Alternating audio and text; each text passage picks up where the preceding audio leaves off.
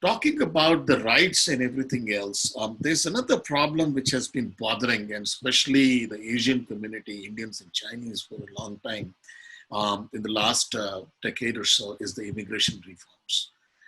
We have a lot of people stuck in terms of the green card processing, and times are, it's just mind-boggling to hear those times. People have to wait. Families are split many times because of that. There is an artificially inflicted pain on the families because of the separation. So, what do you have to talk, what do you have to say about it? Thank you, Rajesh. One thing I want to tell you that I came here on F1, then passes through H1, green card, citizenship. Took me more than 15 years. No doubt I enjoyed this journey. Very thankful to this country who has given me so much opportunity. At the same time, I see that my colleagues and many of my friends, they are suffering. In fact, if we look into last 20 years, no one has done anything for them. My opponent, even though he got a lot of support from the community, from the people, but they are completely ignored. Today, 600,000 families, I know for Indian, Chinese, everyone, they are waiting for the green card. And some of them, they are waiting for 20 plus years. These are the people who pay the taxes, contribute to the economy, help America innovate and follow the rules. But nothing has been done. In fact, from the day one, the policies are created in such a way that when H1 come in this country, they need to be treated in certain way, but that did not happen. Today, I see Joe Biden and others, even my opponent, he's talking about 11 million undocumented so that they can vote for them. They want to make 11 million undocumented people as a citizen. But this is highly unfair for the other side. We need to look from all the angles and we need to help everyone. Key part of immigration policy is we need to keep American workers on the top priority, and they must not be affected by any immigration policy. When we look into past 50 years, America has been hit with double whammy SWOT.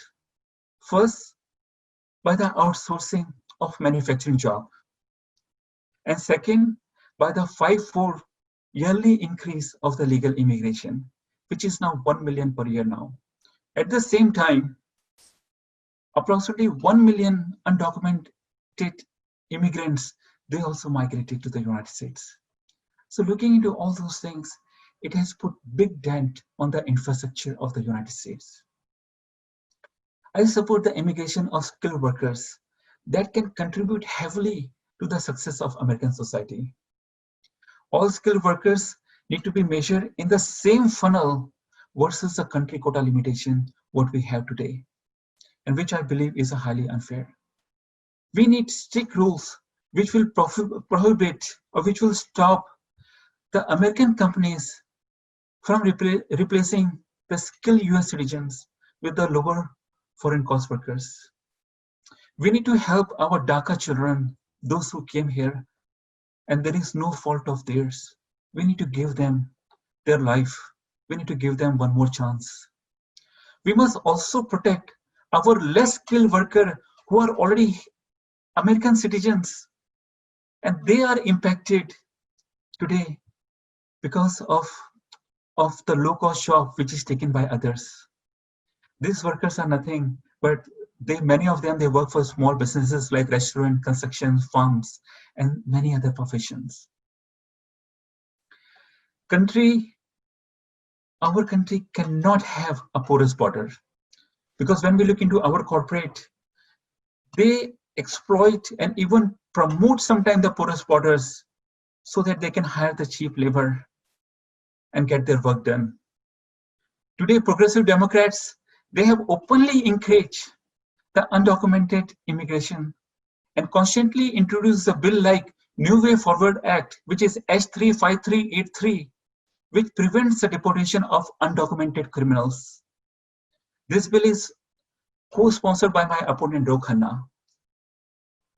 Today, progressive Democrats like Ro Khanna, they seem to be working with the wealthy individual interests who contribute to his campaign. I think the time has come. We should all start thinking about America, American people, and give them the good wages, give them the training, and give them the healthy job.